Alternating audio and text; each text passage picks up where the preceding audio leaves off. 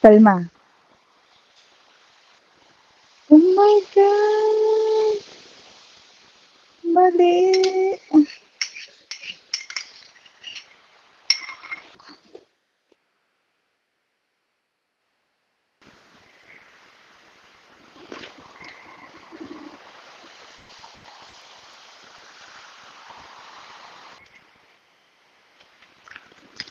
Mas matapang yung na ano yung kape.